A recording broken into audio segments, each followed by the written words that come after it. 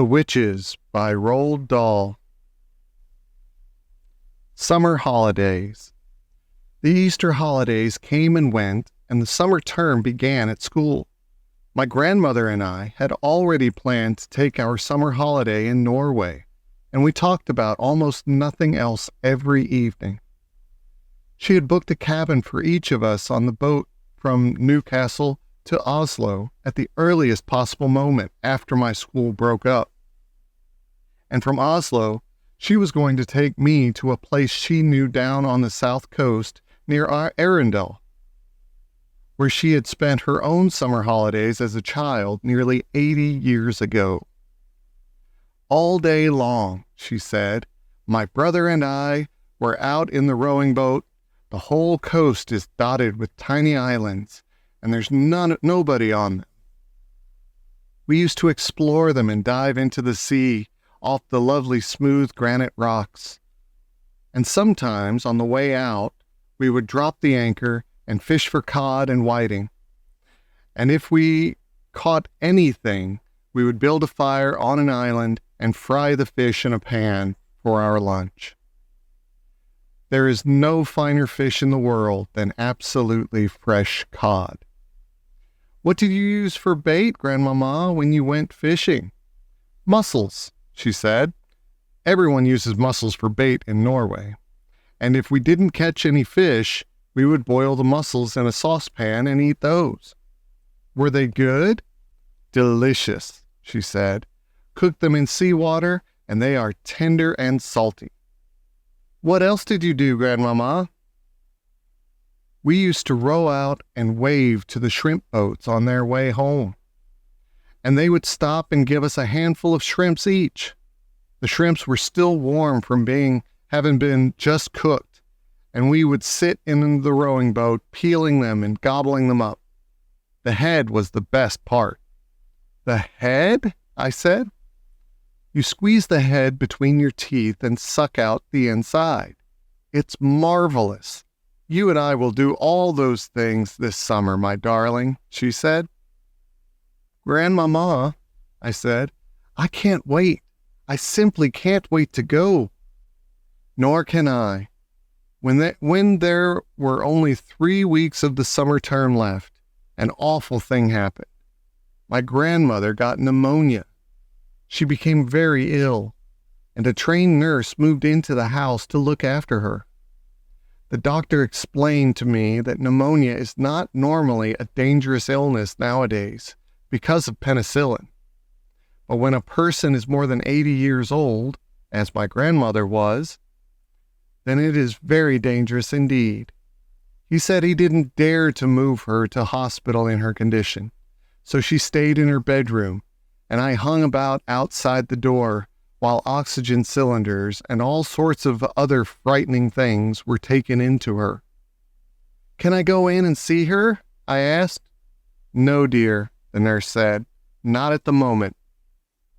A fat and jolly lady called Mrs. Spring, who used to come and clean our house every day, also moved in and slept in the house. Mrs. Spring looked after me and cooked my meals. I liked her very much, but she wasn't a patch on my grandmother for telling stories. One evening, about 10 days later, the doctor came downstairs and said to me, You can go in and see her now, but only for a short time. She's been asking for you. I flew up the stairs and burst into my grandmother's room and threw myself into her arms. Hey there, the nurse said. Be careful with her. Will you be all right now, Grandmama? I asked. The worst is over, she said. I'll soon be up again. Will she? I said to the nurse. Oh, yes, the nurse answered, smiling. She told us she simply had to get better because she had to look after you. I gave her another hug. They won't let me have a cigar, she said, but you wait till they're gone. She's a tough old bird, the nurse said. We'll have her up in another week. The nurse was right. Within a week, my grandmother was thumping around the house with her gold-topped cane and interfering with Mrs. Spring's cooking. I thank you for all your help, Mrs. Spring, she said, but you can go home now. Oh, no, I can't, Mrs. Spring said. Doctor told me to see that you take it very easy for the next few days. The doctor said more than that. He dropped a bombshell on my grandmother and me by telling us that on no account were we to risk the journey to Norway this summer. Rubbish, my grandmother cried. I've promised him we'll go. It's too far, the doctor said. It would be very dangerous. But I'll tell you what you can do. You can take your grandson to a nice hotel on the south coast of England instead. The sea air is just what you need. Oh, no, I said. Do you want your grandmother to die? The doctor asked me. Never, I said. Then don't let her go on a long journey this summer. She's not yet strong enough. And stop her smoking those vile black cigars. In the end, the doctor had his way about the holiday, but not about the cigars. Rooms were booked for us in a place called the Hotel Magnificent in the famous seaside town of Bournemouth. Bournemouth, my grandmother told me, was full of old people like herself. They retired there by the thousand because the air was so bracing and healthy it kept them, so they believed, alive for a few extra years. Does it? I asked. Of course not, she said. It's tommy rot. But just for it once, I think we've got to obey the doctor. Soon after that, my grandmother and I took the train to Bournemouth and settled into the Hotel Magnificent. It was an enormous white building on the seafront, and it looked to me like a pretty boring place to spend a summer holiday in. I had my own separate room, but there was a door connecting my room with my grandmother's room so that we could visit each other without going into the corridor. Just before we left for Bournemouth, my grandmother had given me, as consolation, a present of 2 white mice in a little cage, and of course I took them with me. They were terrific fun, those mice. I called them William and Mary, and in the hotel I set out right away teaching them to do tricks. The first trick I taught them was to creep up the sleeve of my jacket and come out by my neck. Then I taught them to climb up the back of my neck onto the top of my head. I did this by putting cake crumbs in my hair. On the very first morning after our arrival, the chambermaid was making my bed when one of my mice poked its head out from under the sheets. The maid let out a shriek that brought a dozen people running to see who was being murdered.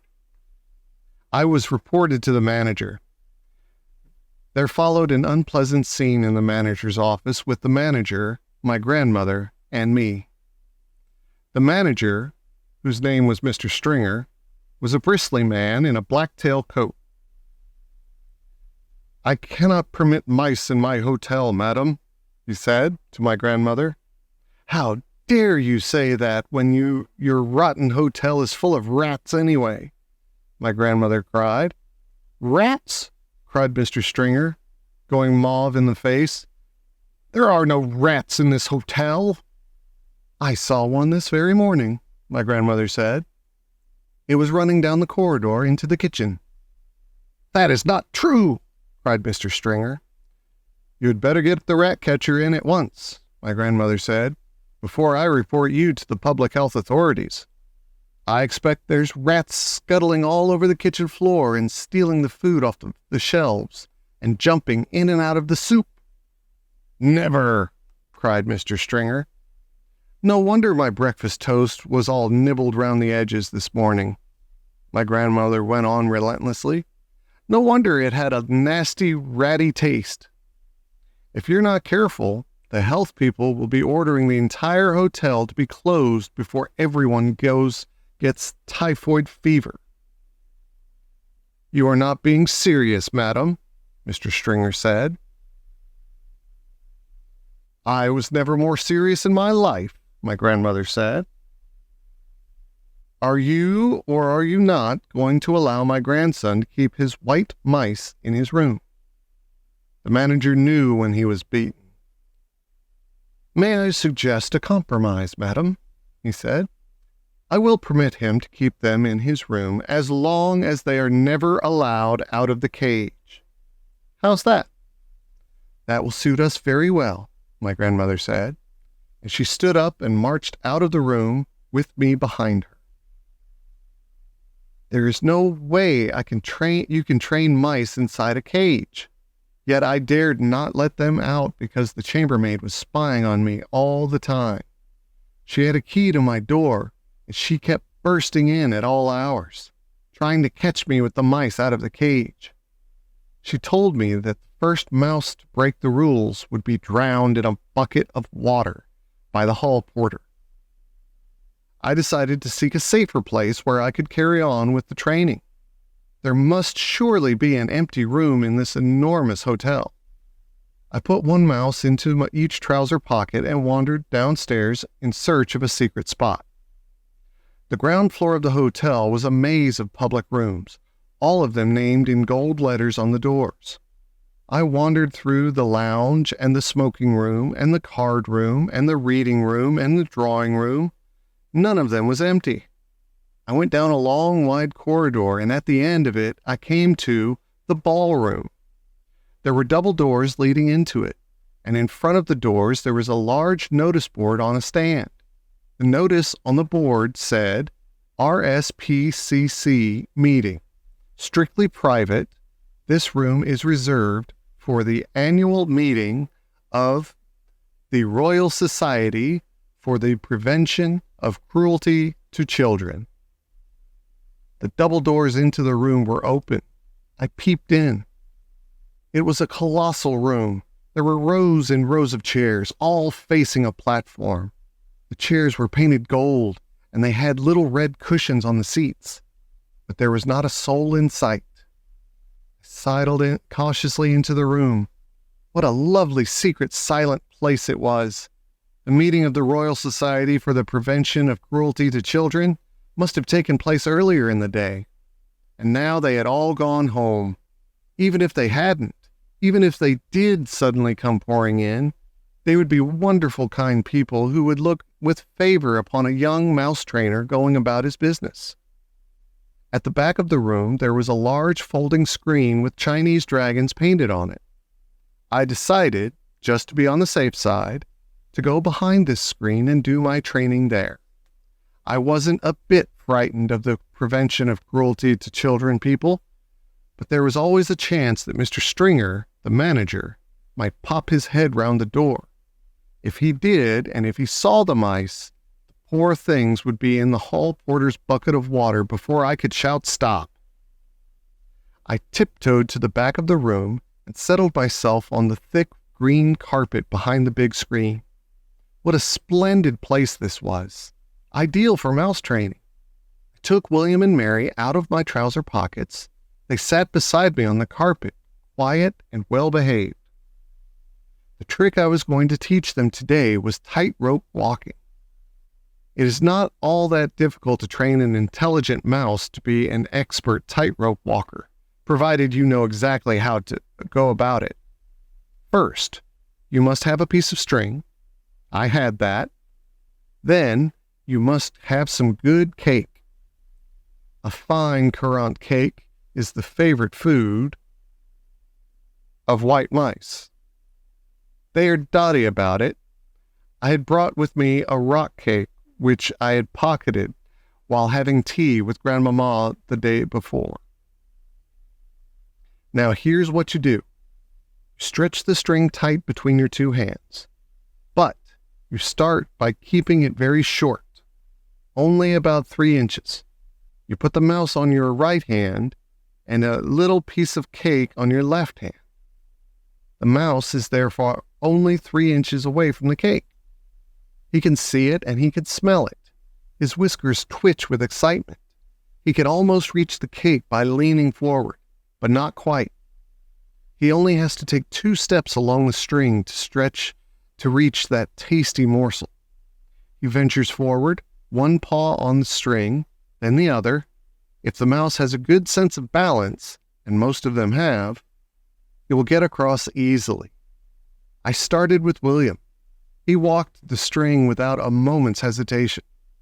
I let him have a quick nibble of the cake just to whet his appetite.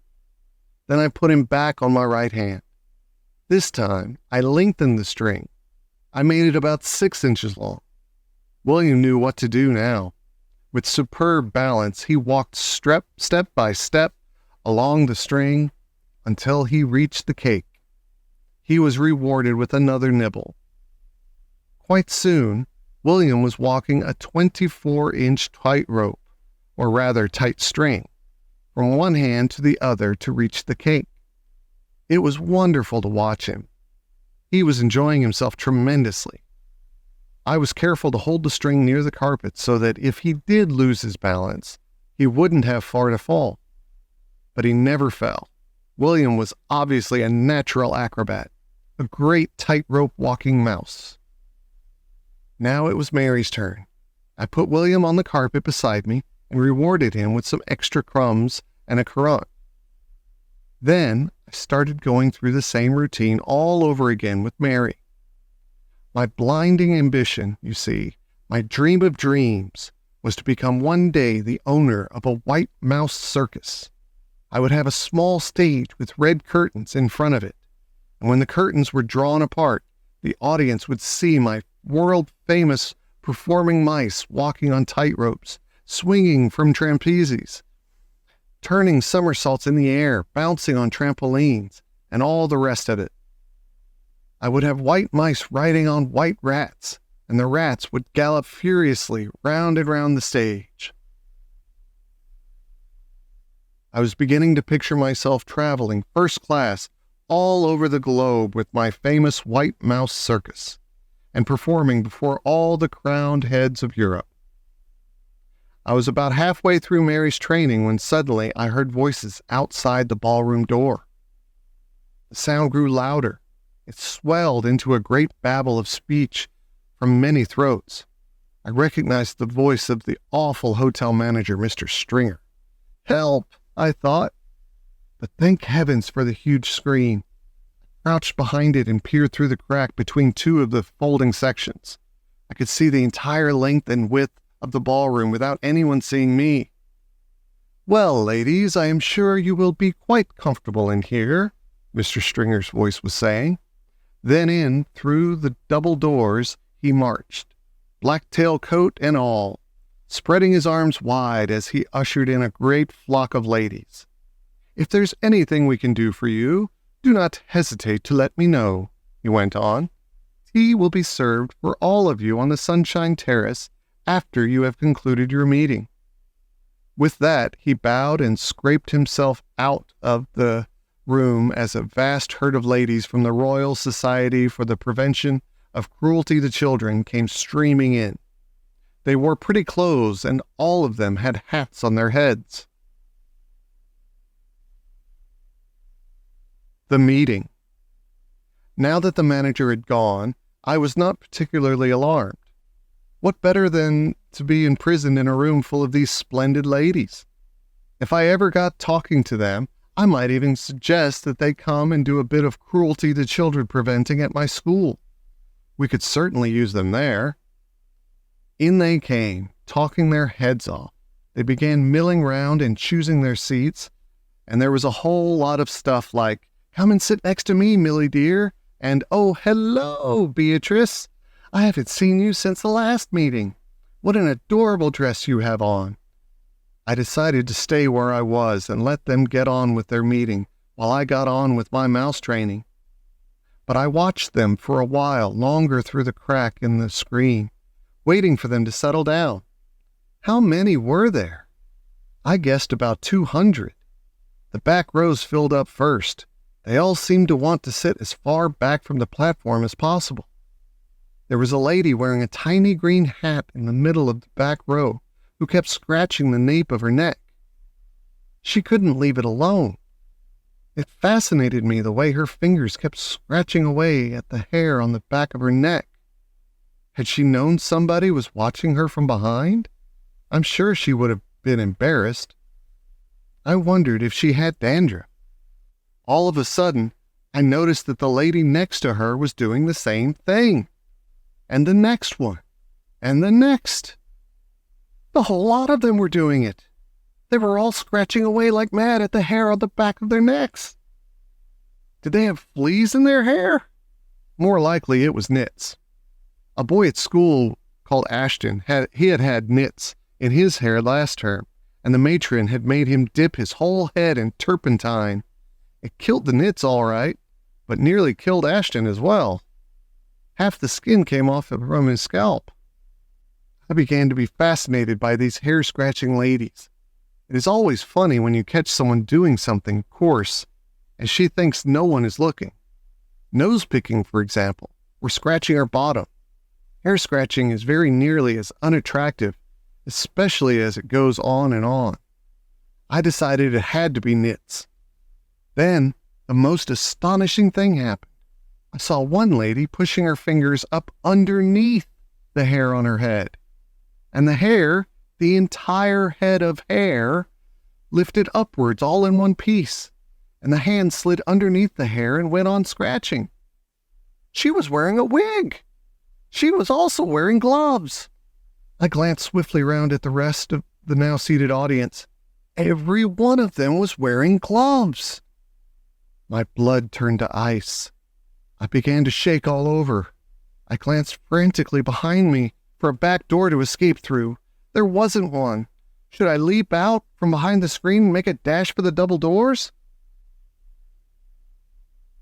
Those double doors were already closed, and I could see a woman standing in front of them. She was bending forward and fixing some sort of a metal chain round the two-door handles. Keep still, I told myself. No one has seen you yet. There's no reason in the world why they should come and look behind the screen. But one false move, one cough, one sneeze, one nose blow, one little sound of any sort. It won't be just one witch that gets you. It'll be 200. At that point, I think I fainted. The whole thing was altogether too much for a small boy to cope with. But I don't believe I was out for more than a few seconds. And when I came to, I was lying on the carpet, and I was still, thank heavens, behind the screen. There was absolute silence all around me. Rather shakily, I got to my knees and peered once again through the crack in the screen. Frizzled like a fritter. All the women, or rather the witches, were now sitting motionless in their chairs and staring as though hypnotized at somebody who had suddenly appeared on the platform. That somebody was another woman. The first thing I noticed about this woman was her size. She was tiny, probably no more than 4.5 feet tall. She looked quite young, I guessed about 25 or 6, and she was very pretty. She had on a rather stylish long black dress that reached right to the ground. She wore black gloves that came up to her elbows. Unlike the others, she wasn't wearing a hat. She didn't look to me like a witch at all, but she couldn't possibly not be one. Otherwise, what on earth was she doing up there on the platform?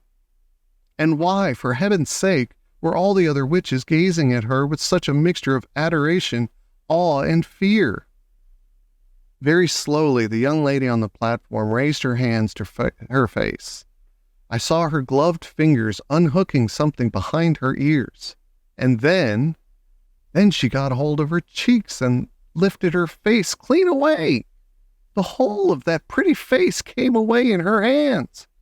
It was a mask. As she took off the mask, she turned sideways and placed it carefully upon a small table nearby. And when she turned round again and faced us, I very nearly screamed out loud. That face of hers was just the most frightful and frightening thing I have ever seen. Just looking at it gave me the shakes all over. It was so crumpled and wizened, so shrunken and shriveled. It looked as though it had been pickled in vinegar.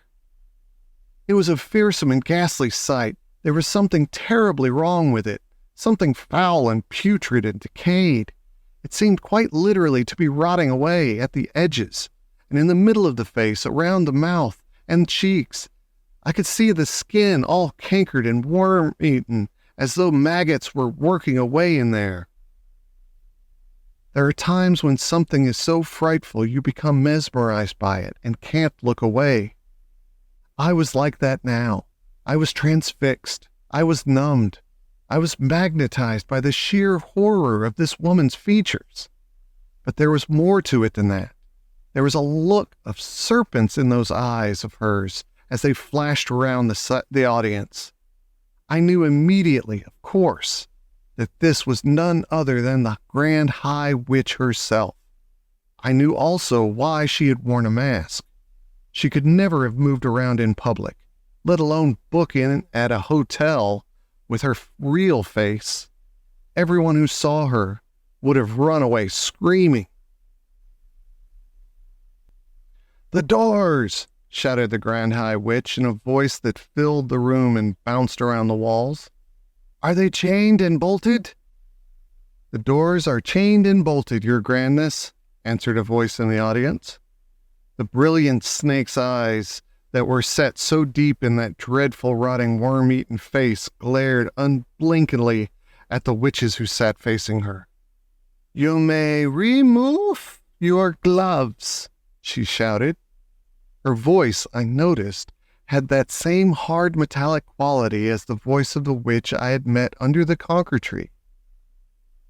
Only it was far louder and much, much harsher. It rasped, it grated, it snarled, it scraped, it shrieked, and it growled. Everyone in the room was peeling off their gloves. I was watching the hands of those in the back row.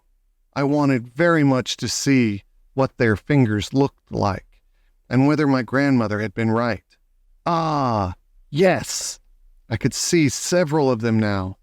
I could see the brown claws curving over the tips of the fingers.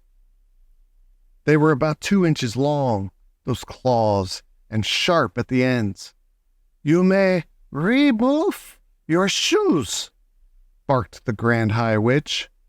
I heard a sigh of relief going up from all the witches in the room as they kicked off their narrow, high-heeled shoes, and then I got a glimpse under the chairs of several pairs of stockinged feet, square and completely toeless. Revolting they were, as though the toes had been sliced away from the feet with a carving knife. "You may remove your wigs," snarled the Grand High Witch. She had a peculiar way of speaking. There was some sort of a foreign accent there, something harsh and guttural, and she seemed to have trouble pronouncing the letter W. As well as that, she did something funny with the letter R. She would roll it around and round her mouth, like a piece of hot pork crackling before spitting it out. "Remove your wigs and get some fresh air into your spotty scalps," she shouted. Another sigh of relief arose from the audience as all the hands went up to the heads, and all the wigs, with the hats still on them, were lifted away. There now appeared in front of me, row upon row of bald female heads, a sea of naked scalps, every one of them red and itchy looking from being rubbed by the linings of the wigs. I simply cannot tell you how awful they were, and somehow the whole sight was made more grotesque because underneath those frightful scabby bald heads, the bodies were dressed in fashionable and rather pretty clothes. It was monstrous. It was unnatural. Oh, heavens, I thought. Oh, help. Oh, Lord, have mercy on me.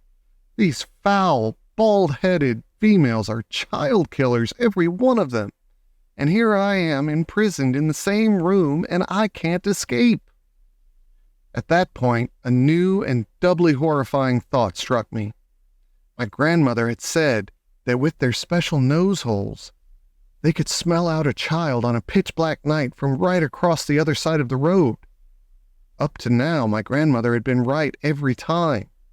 It seemed a certainty, therefore, that one of the witches in the back row was going to sniff me out at any moment, and then the yell of "Dog's droppings" would go up all over the room, and I would be cornered like a rat. I knelt on the carpet behind the screen, hardly daring to breathe. Then suddenly I remembered another very important thing my grandmother had told me. The dirtier you are, she had said, the harder it is for a witch to smell you out. How long since I had last had a bath? Not for ages. I had my own room in the hotel, and my grandmother never bothered with silly things like that. Come to think of it, I don't believe I'd had a bath since we arrived. When had I last washed my face or hands? Certainly not this morning, not yesterday either. I glanced down at my hands. They were covered with smudge and mud and goodness knows what else besides. So perhaps I had a chance after all. The stink waves couldn't possibly get out through all that dirt. "Witches of England," shouted the Grand High Witch. She herself, I noticed, had not taken off either her wig or her gloves or her shoes. "Witches of England," she yelled. The audience stirred uneasily and sat up straighter in their chairs. "Miserable witches," she yelled. "Useless, lazy witches. Feeble, fibbing witches. You are a heap of idle, good-for-nothing worms." A shudder went through the audience. Grand High Witch was clearly in an ugly mood, and they knew it.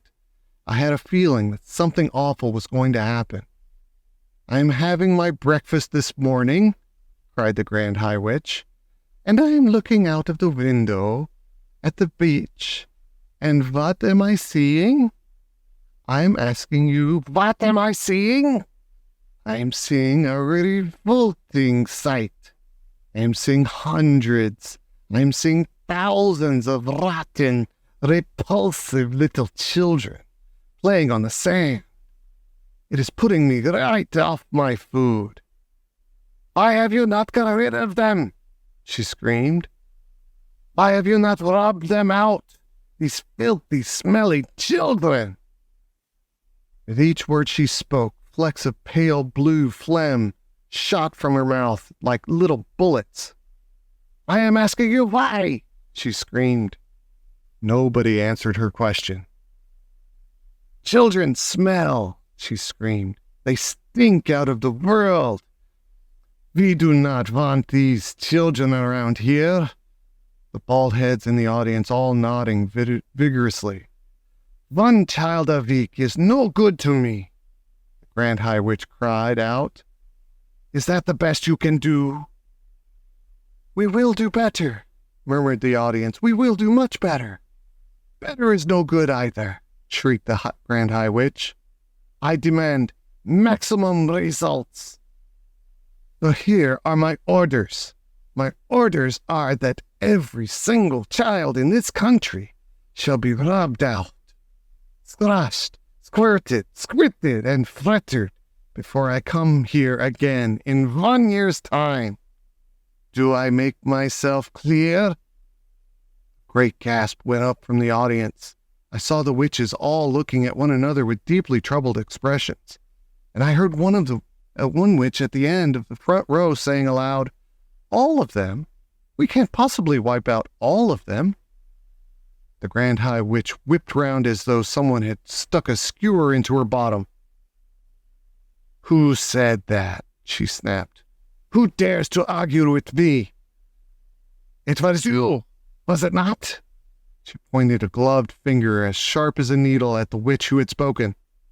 "I didn't mean it, your grandness," the witch cried out. "I didn't mean to argue. I was just talking to myself." "You dared to argue with me?" screamed the Grand High Witch.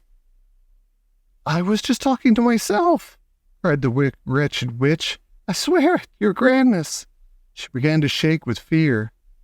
The Grand High Witch took a quick step forward, and when she spoke again, it was in a voice that made my blood run cold.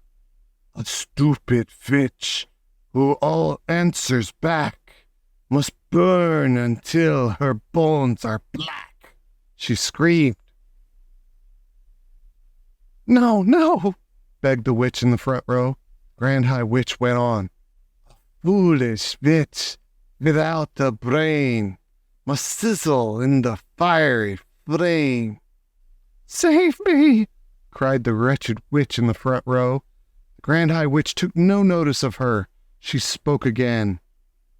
"An idiotic witch like you must roast upon the barbecue." "Forgive me, your grandness," cried the miserable culprit. "I didn't mean it." But the Grand High Witch continued with her terrible recital. "A witch who dares to say I'm wrong will not be with us very long." A moment later, a stream of sparks that looked like tiny white-hot metal filings came shooting out of the Grand High Witch's eyes and flew straight towards the one who had dared to speak.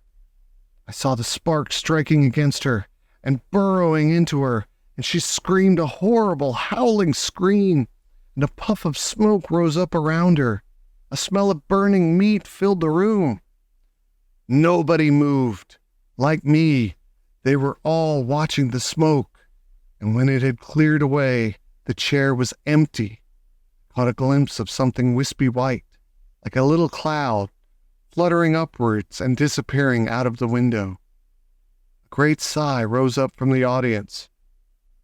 The Grand High Witch glared around the room.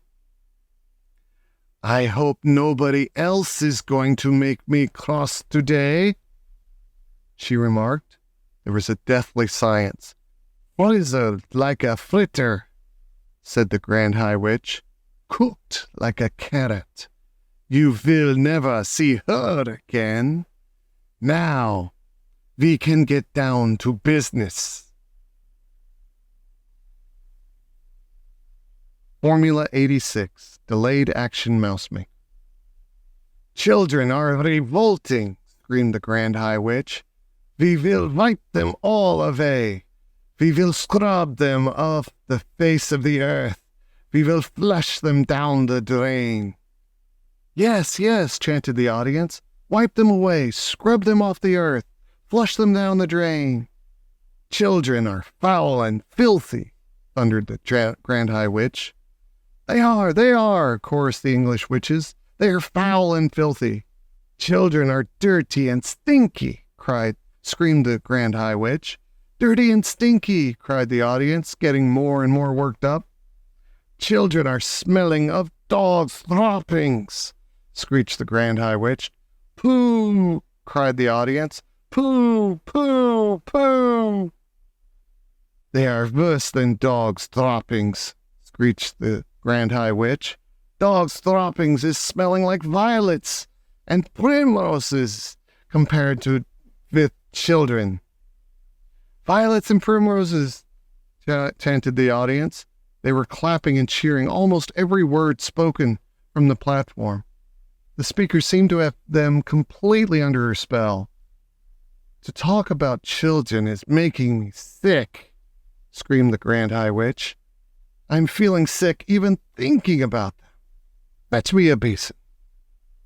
The Grand High Witch paused and glared at the mass of eager faces in the audience.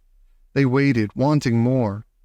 "So now," barked the Grand High Witch, "so now I'm having a plan. I'm having a giganticus plan for getting rid of every single child in the whole of England." The witches gasped, they gaped, they turned and gave each other ghoulish grins of excitement. "Yes," thundered the Grand High Witch, "we shall swish them and swallow them, and we shall make them to disappear, every single smelly little brat in England in one stroke." "Whoopee!" cried the witches, clapping their hands. "You are brilliant, oh, your grandness, you are fantabulous." "Shut up and listen," snapped the Grand High Witch.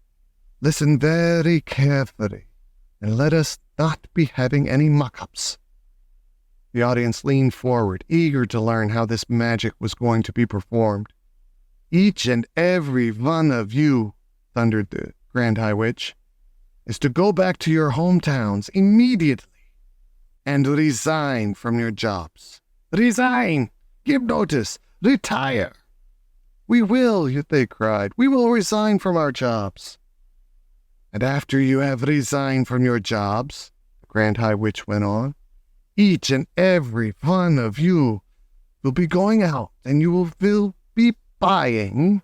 She paused. What will we be buying? They cried. Tell us, O brilliant one. What is it we shall be buying? Sweet shops, shouted the Grand High Witch.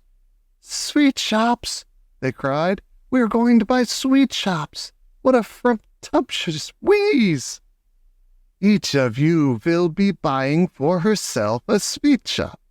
You will be buying the very best and most respectable sweet shops in England. We will, they answered. Their dreadful voices were like a chorus of dentist drills, all grinding away together. I am wanting no tuppenny, halfpenny, crummy little tobacco-selling newspaper sweet shops, shouted the Grand High Witch. I am wanting you to get only the very best shops, filled up high with piles and piles of luscious sweets and tasty chocks. The best, they cried. We shall buy the best sweet shops in town. You will be having no trouble in getting what you want, shouted the Grand High Witch, because you will be offering 4 times as much as a shop in worth, and nobody is refusing an offer like that. Money is not a problem to us witches, as you know very well. I have brought with me 6 trunks stuffed full of English banknotes, all new and crisp. And all of them, she added with a fiendish leer, all of them homemade. The witches in the audience grinned and appreciating this joke.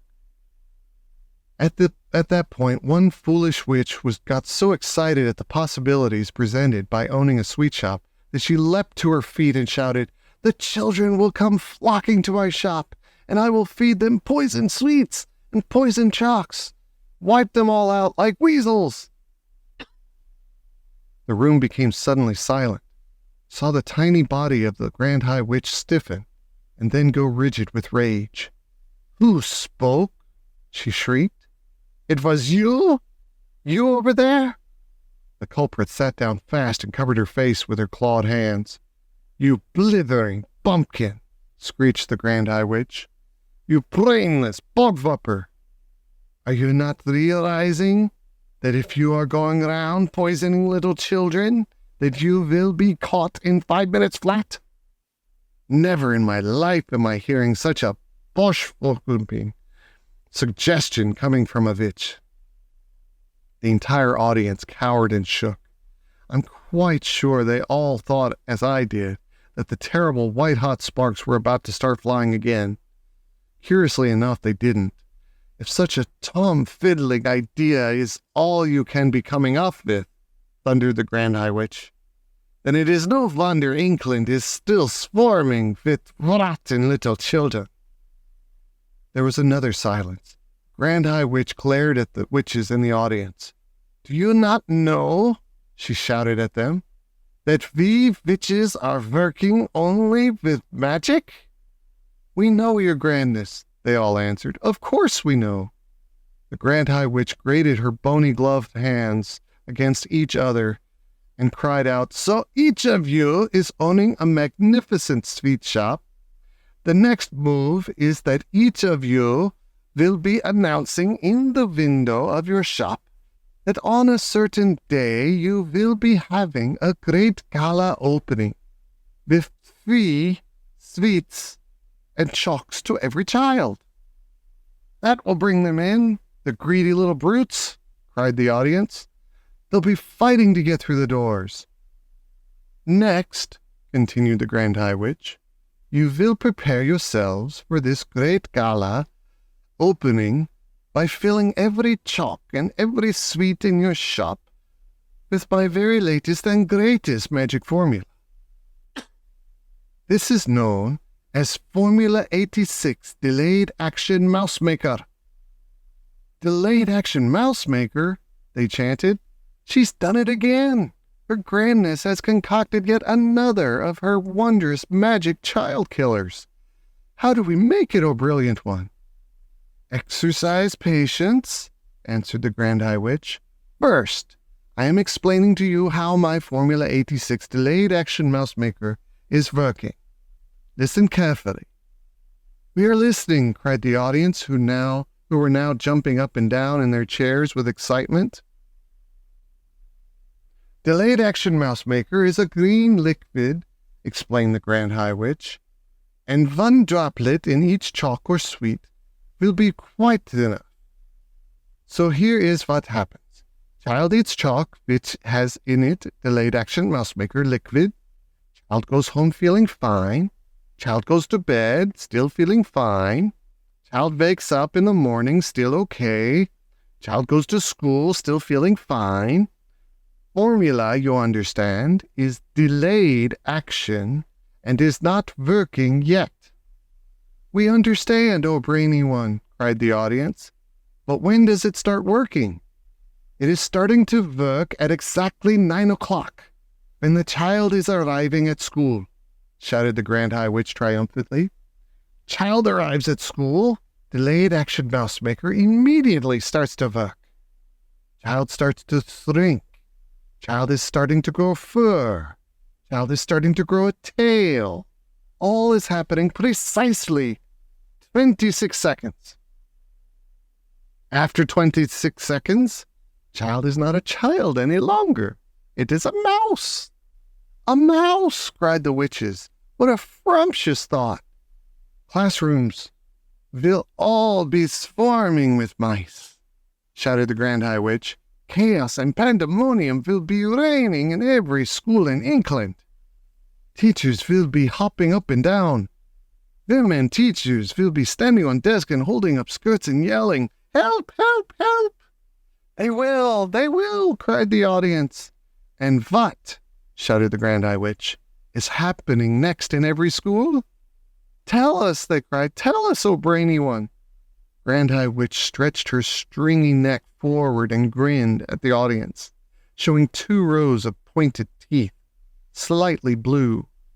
She raised her voice louder than ever and shouted, Mousetraps is coming out! Mousetraps, cried the witches. And cheese, shouted the Grand High Witch. Teachers is all rushing and running out and getting mousetraps and baiting with them with cheese and putting them down all over the school. Mice is nibbling cheese, mousetraps going off. All over school, mousetraps is going snappity-snap, and mouseheads is roaring across the floors like marbles, all over England, in every school in England. Noise of snapping mousetraps will be heard. At this point, the disgusting old Grand Witch began to do sort of witch's dance up and down the platform, stamping her feet and clapping her hands. The entire audience joined in the clapping and the foot stamping. They were making such a tremendous racket that I thought surely Mr. Stringer would hear it and come banging at the door, but he didn't. Then, above all the noises, I heard the voice of the Grand High Witch screaming out some sort of an awful gloating song. Down with children, do them in, boil their bones and fry their skin. Bish them, squish them, bash them, mash them, break them, shake them, slash them, smash them. Offer chalks with magic powder, say eat up, then say it louder. Cram them full of sticky eats, send them home still guzzling sweets. And in the morning, little fools go marching off to separate schools. A girl feels sick and goes all pale. She yells, Hey, look, I've grown a tail. A boy who's standing next to her screams, Help, I think I'm growing fur. Another shouts, We look like freaks. There's whiskers growing on our cheeks. A boy who was extremely tall cries out, What's wrong? I'm growing small. 4 tiny legs begin to sprout from everybody round about. And all at once, all in a trice, there are no children, only mice. And every school is mice galore, all running round the schoolroom floor, and all the poor demented teachers is yelling, "Hey, who are these creatures?" They stand upon the desk and shout, "Get out, you filthy mice, get out! Will someone fetch some mousetraps, please? And don't forget to bring the cheese." Now mousetraps come, and every trap goes snippity-snip, snappity-snap. The mousetraps have a powerful spring. The springs go crack and snap and ping. It's lovely noise for us to hear. It's music to a witch's ear. Dead mice in every place around, piled 2 feet deep upon the ground, with teachers searching left and right, but not a single child in sight. The teachers cry, "What's going on? Where have all the children gone?" It's 9:30, and as a rule, they're never late as this for school. For teachers don't know what to do. Some sit and read, and just a few amuse themselves throughout the day by sweeping all the mice away. And all us witches shout, "Hooray!"